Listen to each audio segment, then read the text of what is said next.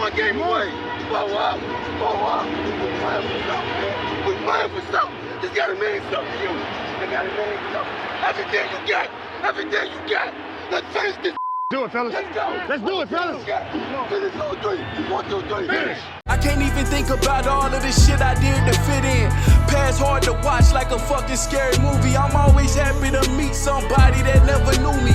Change for the better, hope niggas are living through me. I put it all on the wax so the people can know the true me. Hard to remain sane when the people you love the most is what's causing the damn pain. Y'all beef by the same thing, we ain't playing the same game. It's all for my family. She the girl of your fucking dreams, but to me she a plain Jane. You dipper and ball man, I dump when them calls came. This that higher level thinking. I'm the type to jump the fuck off of the shit before it's sinking. Not here for no new shit, my game slider boosted. Ain't I don't have to prove shit. Rockstar fight the fool shit. My movie, this the new script. I want a life with no bullshit, nigga. I know on these news clips. That's why I dap him and move quick. Won't be around when they move switch. Won't be around when they lose clips. Won't be around for they lose lips. Might be the reason they pull shit. Yeah.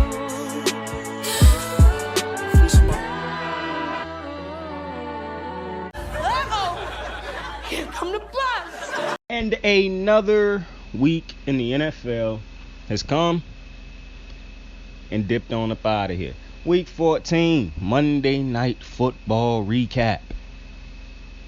The New England Patriots, a once prestigious, I ain't gonna join on the Patriots. The New England Patriots headed to Arizona, Glendale, Arizona, I believe it is, to take on the Arizona Cardinals.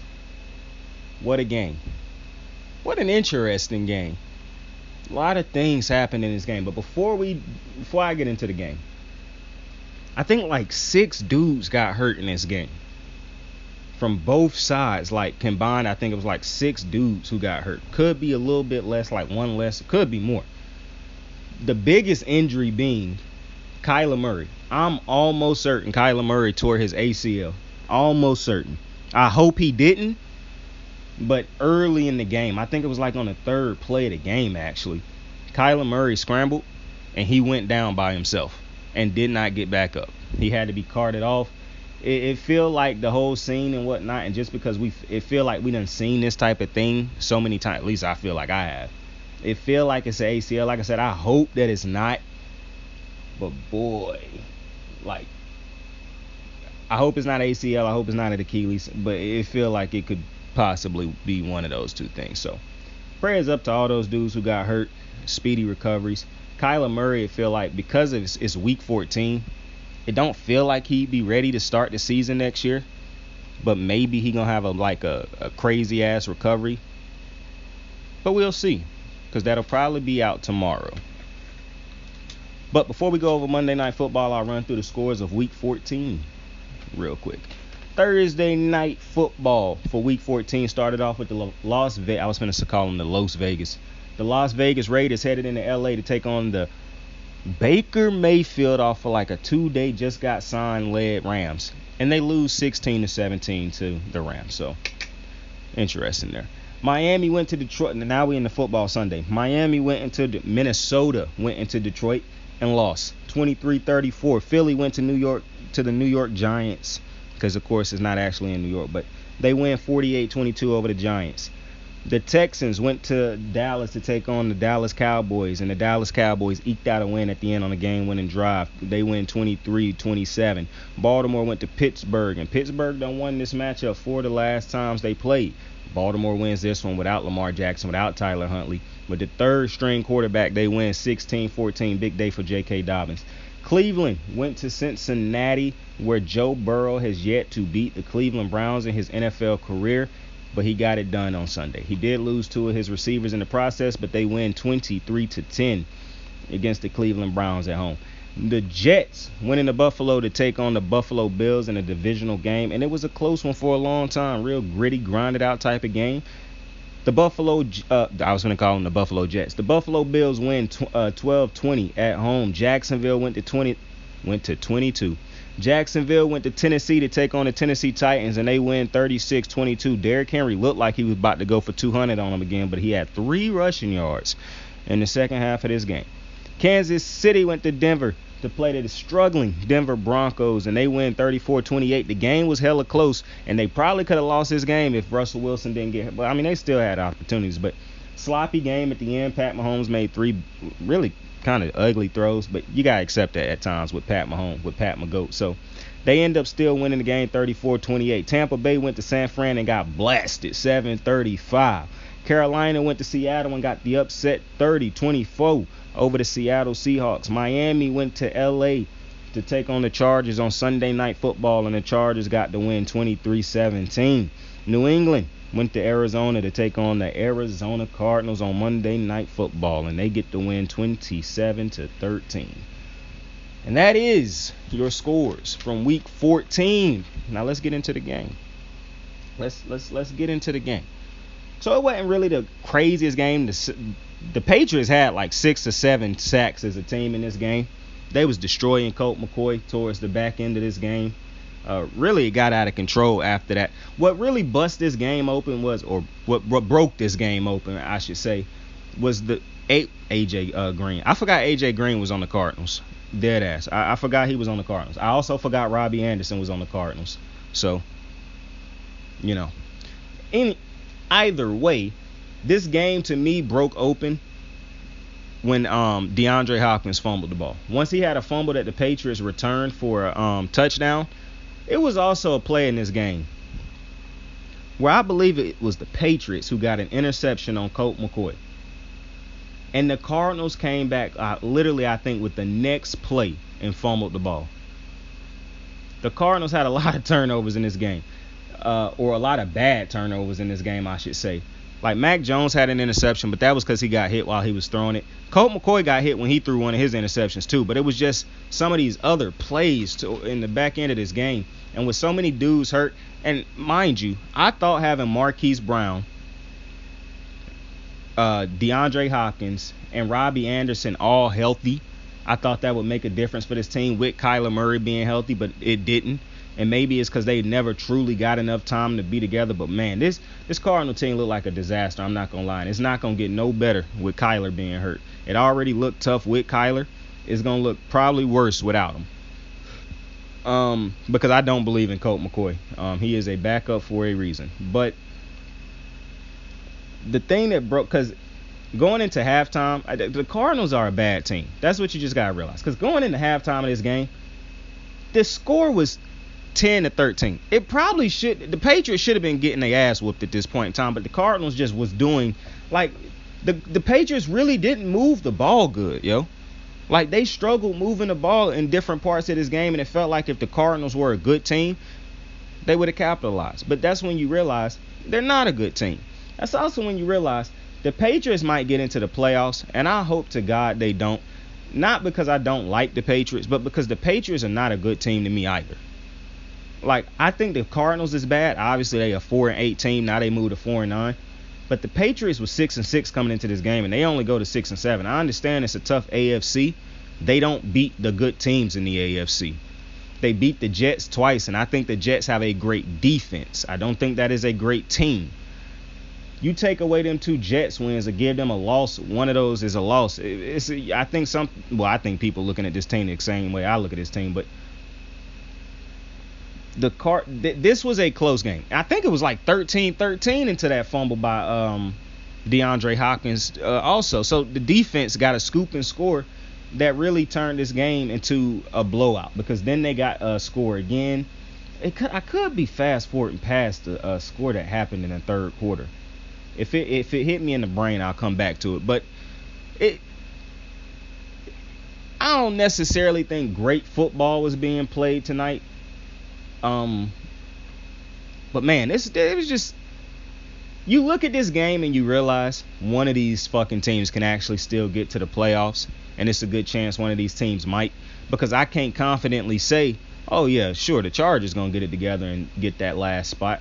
I can't confidently say that. And it was a play in this game also where Marquise Brown dropped the pass that could have kept a drive alive. That was also a game-changing play in my opinion, because I think it was a perfectly thrown ball. Marquise Brown ain't fooling me, bro. I know you died for that ball to make it look harder than what it really was, G.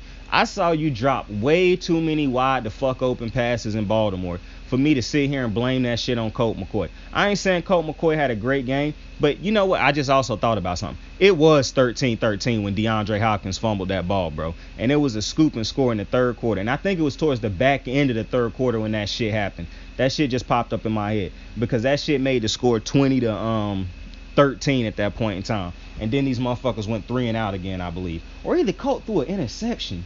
No. I think they went 3 and out. But either way, back to that drop from Marquise Brown, bro. This is exactly what I'm saying. Something else happened early in this game, too, that's just confusing as hell to me, bro. Matter of fact, before I get to that, on that drive after that scoop and score, it was an interception because I wrote something down. McBride Jones, get your ass up, boy. McBride caught a crazy, like a tough catch, and he got popped by Jones. And Jones, it's like McBride tried to stay on the ground and try to draw a flag. And once Buddy realized he wasn't getting it, this motherfucker 25 Jones went up to him, was like, I saw him when the camera was on him say, get your ass up, boy.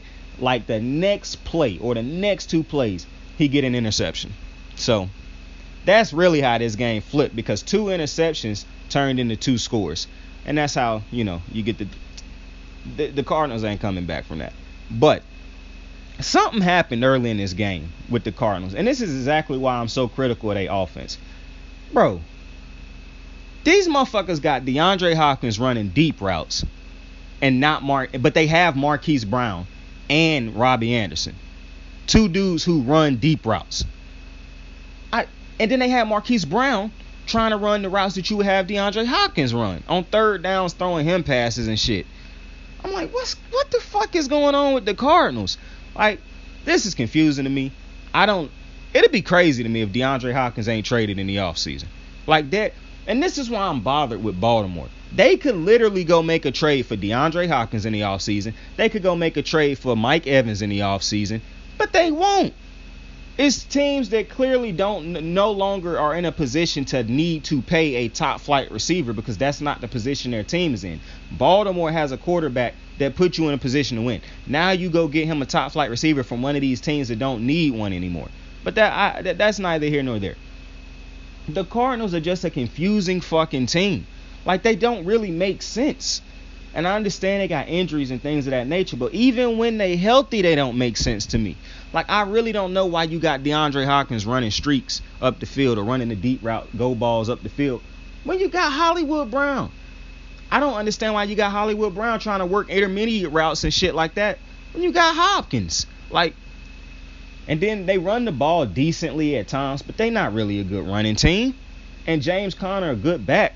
I don't think he a starting level back in the NFL, to be completely honest. Like, maybe if you had him in a system with 2 other running backs, but the Cardinals are just a bad football team. Last year, coming from I understand they had a bad end to the season last year, but did we expect them to be this bad this year, bro? Like, this crazy. This crazy to me that they this bad. After you just paid Kyler Murray in the offseason, you trade for Marquise Brown in the offseason. And like I said, I really don't think that Marquise Brown... It's just strange to me that a receiver complained about not getting the ball enough, not being featured in the offense enough, who dropped the ball as much as Marquise Brown did in Baltimore, who was not the pristine route runner that you would want a number 1 receiver to be, who was no longer even a streak receiver up the field after his first season, who was hurt every year. You knew he was missing some games, a good chunk of games. That type of receiver, I do not understand complaining as much as Marquise Brown do. And people try to say, oh, well, it was Lamar Jackson can't throw. He still dropped passes in Arizona. I could make an argument his value has been hurt since getting to Arizona. Like, I truly don't understand. And I criticize Baltimore for getting rid of him because he was the best receiver they had. But it should tell you something that was the best receiver they had. Lamar Jackson clearly elevated Marquise Brown. And without a Lamar Jackson, look at him now. So that's just a strange thing to me that just popped up in my head. But that's what I have felt about the Cardinals. For the Patriots, I told you, bro. And they talked about this shit a lot on the broadcast tonight. Matt Patricia calling offense as a defensive coordinator, to me, is just fucking ignorant. I still do not understand how I see why Mac Jones snapping every game at this point. Because what the fuck, bro? It's times in these games where obviously the Patriots offense look terrible. Who the fuck is Mac Jones throwing the ball to on a regular basis? That's one. His best running back is hurt. And yes, Mac Jones don't look the best right now. But it's very strange to me that we putting that on him when you expect for a second-year quarterback to receive some type. Like, y'all get mad about Justin Herbert's coaching staff. Like, oh, they holding him back. And I agree with that to an extent. They are holding him back. But you don't think the Patriots coaching staff is holding Mac Jones back? I look at Mac Jones more than I probably should. Full games.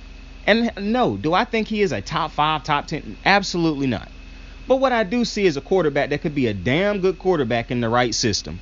I keep telling you give him to Kevin Stefanski, Kyle Shanahan, Matt LaFleur. This would be a quarterback who we thought was a Pro Bowl level caliber quarterback. Mac Jones ain't the problem. I don't think he nowhere near the problem. And the fact that he looked like a problem sometimes to me is a product of the Patriots. They have had so much success in the past that now they are allowed to do stupid shit like what they are doing this year. It don't matter to them that they killing the development of Mac Jones. Their egos tell them that they're not. And they value winning more than they value developing Mac Jones, which is a problem when you don't have a team that can compete with the Buffalo Bills. If you keep relying on Bill Belichick to be great without like that, to me is just insane, because that's just saying Tom Brady wasn't as good as he is. But to me, this notion that Bill Belichick is above being critiqued and whatnot is fucking foolishness. This motherfucker got a defensive coordinator out there running the offense and coaching up Mac Jones. That is a problem. Mac Jones finally can't take the shit no more. That's why he's snapping every fucking play at this point. Mac Jones can't go out there and say it, but it's some bullshit. He got to sit around and watch other. Now, is Mac Jones Lamar Jackson? Fuck no. But Mac Jones ain't no good quarterback. So I understand that I make these same type of arguments for Lamar Jackson to an extent. But Lamar Jackson a generational talent. So it's unjust. The fact that you could be sitting around wasting a generational talent who proved to you in his first full year of starting he was generational, and you did not capitalize on that rookie contract, that's on the Ravens. And that's a completely different situation. Mac Jones ain't no generational talent, but he could be a damn good quarterback. And he is literally being held back because of the greatest coach of all time is above being critiqued by the media on a consistent basis. Not to mention, he ain't even going to give a fuck if he is. And I doubt he would be fired. But in today's NFL, what he doing ain't good enough. And the Patriots can continue to rest on their laurels and rest on them past championships they won, and they're going to find themselves in a real ugly ass situation moving forward. Because how long before players stop saying to themselves, oh, that's Bill Belichick? And they start realizing that is not a good enough offense. That is a team who clearly refused to spend on offense. They put their fucking second-year quarterback, they gave him a defensive coordinator turned offensive coordinator, but they won't call him that because contracts and money type shit. This is a disgrace to me. I don't know how this don't get called out. Like tomorrow morning, the first thing I would say if I was somebody in the thing is, man, this dude Bill Belichick, bruh. Why in the hell I would address that before I even did. But you know what? I might give Mac Jones some credit, the defensive credit. Then I'm firing off at his ass. Because to me, this is disrespectful at this point. But I told you last year how I felt about Bill Belichick and what he did to Mac Jones. When you force your quarterback to hand the ball off that many fucking times in a prime time football game, I don't give a fuck about the weather. That show you how much you value your quarterback. And that show you the disrespect that you have and that you're willing to show towards your quarterback. Because it's not a quarterback or a head coach in the league. That's what I mean. It's not a head coach or offensive play caller in the NFL that's going to disrespect a quarterback that was in that type of position as a Mac Jones to that level where you hand the ball off that many. Bro, I'm not sure. Bro, I don't even think Baker Mayfield ever had to hand the ball off that many times and throw the ball like 3 times in a game. And y'all know how I feel about Baker. I mean, come on, bro. And you want to know why he was allowed to do that shit and nobody really said shit about it? Because he Bill Belichick. He got 6 Super Bowls. Tom Brady got them chips, dog. That's where I'm at. That's where I'm at with it. Because this shit's ridiculous. So you could probably see how I felt about Monday Night Football. I didn't really enjoy that shit too much, but, you know, that was my thoughts on that. I want to talk about something else, though.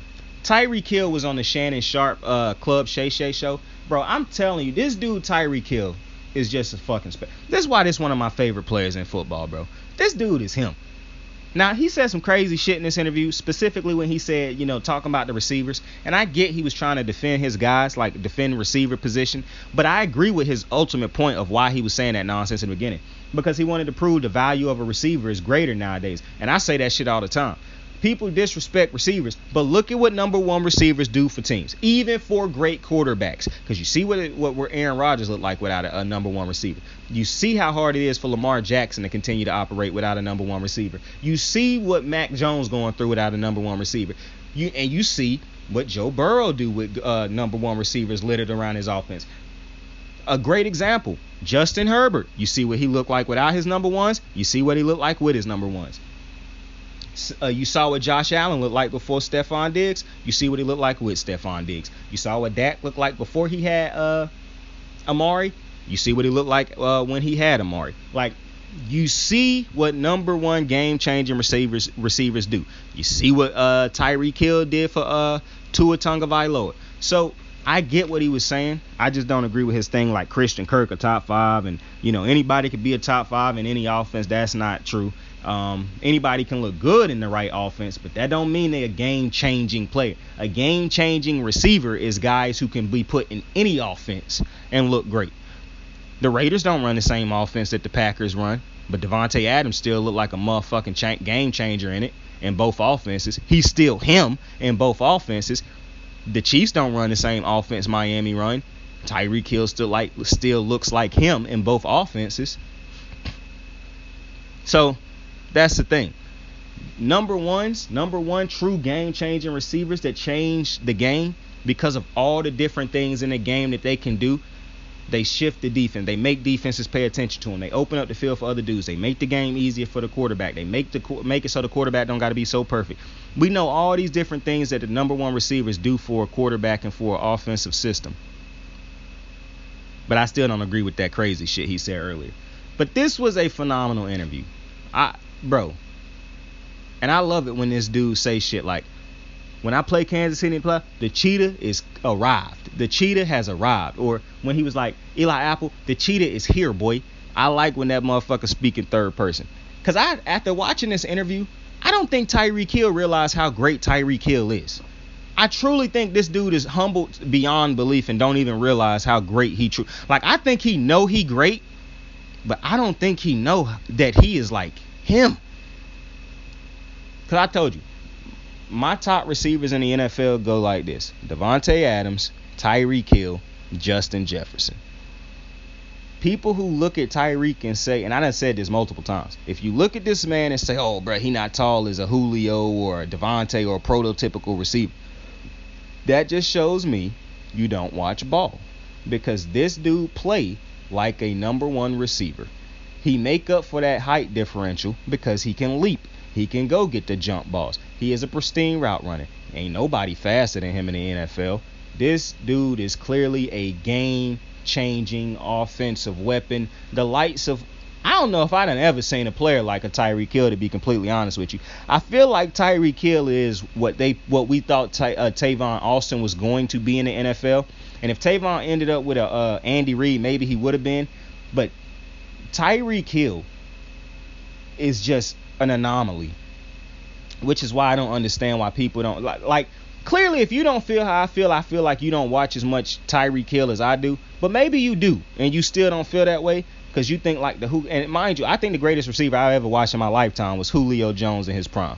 Julio Jones in his prime, it was, to me, just I could see nothing better. And I watched Megatron in his prime. I watched Terrell Owens, not in his prime necessarily, but I watched a lot of Terrell Owens in his career. I don't watch some of the greatest receivers play this game. And I'm telling you, Julio Jones he is the hymns of all hymns. He the Jerry Rice of my generation to me. Like the way people feel about Jerry Rice, who got to grow up watching Jerry Rice, That's Julio Jones for me. Tyreek Hill. And I understand this generation got a lot of great receivers. To me, it's not even just great receivers. Back when Julio was in his prime, it was no Julios walking around. You might have had 1, 2, 3, 4 different receivers that was number ones who was great, but they didn't really change a game like Julio did. Julio made y'all think Matt Ryan was a great quarterback for a long time. And I know people about to take that as a shot, and you can take it how you want to. I done been consistent in saying I think Matt Ryan was good. I do not think Matt Ryan put up them stats and is as good as y'all think he is without the plethora of number one receivers he had throughout his career, specifically Julio Jones. And that's the difference. That's the difference in number ones. But when he played, I just don't think it was like Megatron came in a couple years later. Like, I don't think it was a ton of, and you had Steve Smith, but I just don't think it was Julio Jones out there. Dudes who had to get the, like, it was T.O. and all that, but Julio Jones, when he entered his prime, was just fucking different. And to this day, I've seen nothing better. But that interview with Tyreek Hill and Uncle Shay was just fire. I'd advise y'all watch it. It was a dope-ass interview. I think y'all will enjoy it. Tyreek Hill a cool-ass dude, bro. For the longest, I don't know why I thought this dude was from Florida, because he from Georgia, but he just looked like he would be from Florida. I don't know why I thought that, but he from Georgia. But the cheetah has arrived. The cheetah is here. So that's a dope-ass interview, and y'all should check that shit out. And last thing I want to touch on before we get on up out of here. MVP. Is MVP settled now? Like, is we giving that to Jalen Hurts? Because I talked about it last night, and it'd be a real shame if they find a way to rob Jalen Hurts of this fucking award. It'd be a real shame if they find a way to rob Jalen Hurts of this award. I don't care if this man go. And you want to know what's gonna happen? Now they about to make it so that Jalen Hurts got to be perfect towards the end of the season, just because Pat Mahomes just threw 3 interceptions in the game. Now they're going to be like, well, as soon as Jalen Hurts have a bad game, Pat Mahomes back in the running. When you think about it, Jalen Hurts really ain't had a bad game all season.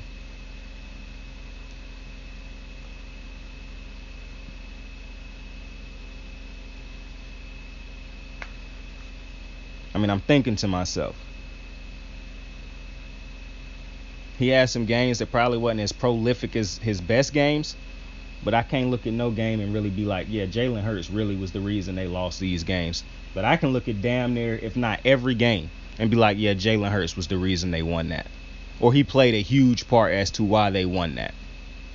And that's how I feel about it. Jalen Hurts is my MVP. I've pretty much been on that bandwagon for about 3 weeks now. Because listen, bro, I understand when they first, like a couple weeks ago, like probably 3, 4, 5 weeks ago, I said Pat Mahomes still was my MVP. Nah. 2 or 3 weeks ago, I changed it, though, to Jalen Hurts. Because to me, it'd be such a shame to see a dude who done made this type of drastic improvement. I don't care that you gave him all the weapons in the world. That's what you're supposed to surround your great quarterbacks with, and look at them flourish. Because I said it multiple times. There's a lot of quarterbacks who done had a lot of weapons who did not produce. Point blank, period. And you can keep trying to nitpick every little thing that you about the Eagles because you don't want to admit their greatness, or you basically a fan of the Cowboys or a different team. But the Eagles are here. They are here, boy. Shout out Tyreek Hill. And last but not least, I want to address something with about Justin Herbert real fast, because I be listening to my things about and I don't want it to sound like I'm taking shots at Justin Herbert. I think people forget, I forget sometimes at least, this dude only in like his 3rd year. You know what I'm saying? So he's still going to make, it's the hype that everybody else give him, that the outside, the media give him, that make people judge him so critically. My only argument, or my only critique with Justin Herbert is, as great as he is, not how great as they say he is, as great as I can recognize that he is, it just don't translate. And I'm not talking about all the things his coaches and all these other motherfuckers around him. I get that too. I am a firm believer that coaching staff, that offensive coordinating staff, is not helping Justin Herbert. It is not conducive to him winning. It is not making him better. They are literally surviving off of the talent of Justin Herbert and the talent of his receivers around him in Austin Eckler. My only gripe is that with all these yards that he throw for, and for how many times they throw the ball, can we turn these into wins? Not only can we turn them into wins, can we win the critical games, the ones that matter? I can make an argument last night was the first big game that Justin Herbert done won in his 3-year career. But people continue to tell you that that's Tom Brady, the next Tom Brady, and all this. Joe Burrow been winning big games damn near his entire career. Lamar Jackson, Pat Mahomes, Josh Allen. These is dudes who done won multiple big games. And I'm just talking about the regular season. I'm not even talking about the playoffs. I'm just talking about the regular season. And I understand it's a team game. But if you are him at the quarterback position, I'm tired of people making excuses. I'm watching Lamar Jackson play with nowhere near the talent that some of these other top quarterbacks have. And they continue to win. I see Pat Mahomes still winning without Tyreek Hill. So this excuse of Justin Herbert don't got his talent, he got him more than he don't got him.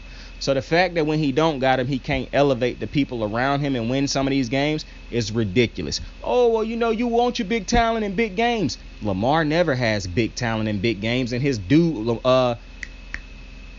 Mark Andrews, drop clutch passes. And nobody ever say shit about that. It's always on Lamar. Just look at how they talk about the quarterbacks they like and the ones they don't. I'm just, but that's my only gripe with Justin Herbert. Taking everything, all the outside stuff away. At some point in time, is it wrong for me to expect for him to come through in big games like they expect all these other quarterbacks like a Lamar Jackson to come through? And like I said, not even talking about the playoffs. I'm literally, because it's not fair to compare nobody to Pat Mahomes at this point. But you got to get there. He ain't got there. And he has not been deprived of talent. So, that was my thoughts on Justin Herbert. But I do also feel like if this ownership, at this point, I think the GM need to be fired and the owner, bro. Because they keep making these atrocious decisions in the offseason. If they don't bring in Eric Bieniemy in the offseason, I'd be just absolutely floored at this point. If Eric Bieniemy don't end up as a head coach, and the reason I say Eric Bieniemy is because if you want to go find another Kyle Shanahan protege, fine. But if this motherfucking team don't get an offensive-minded head coach, then this will just be absolutely ridiculous. And this would be another situation where I'm like, a quarterback needs to really take a long look at if he really want to play for this organization. I really feel like great quarterbacks should start taking this route more anyways. Because like I done said, I hope Lamar Jackson don't end up play the rest of his career in Baltimore. Because they are an organization that has shown on too many of occasions they are not going to go all out for their quarterback, especially in the Eric DeCosta era. It just ain't going to happen. And I know the media going to say, oh, well, injuries and they tried and this and that. Fuck all that. It's a lot of teams that try harder and get it done. The Ravens do not try. They don't go out there and try to trade for top receivers. But other teams that got good quarterbacks do. They ain't went out there and tried to fix the offense by making an adjustment to the offensive coordinator. Other teams do. So I'm not trying to hear all that shit. But with that being said, I do appreciate y'all for joining me on another episode of Kicking It with Saint. And if you would, tell somebody you fuck with them. Tell somebody you love them. Saint out. I got the moves like hot sauce. Lil' mama taking the top off. I'm laying down getting topped off. After this, she getting knocked off. I know she loving the money, so I keep on thumbing and thumbing. She say she horny when she taking shots, so I keep them coming and coming. Now I'm putting dick in her tummy, scoop her up like I'm raking her something. You would think shawty red track, the way that she running and running. You getting dumber and dumber, you out here chasing the bone. After she finished from giving me dome, the Uber is taking her home. Tight.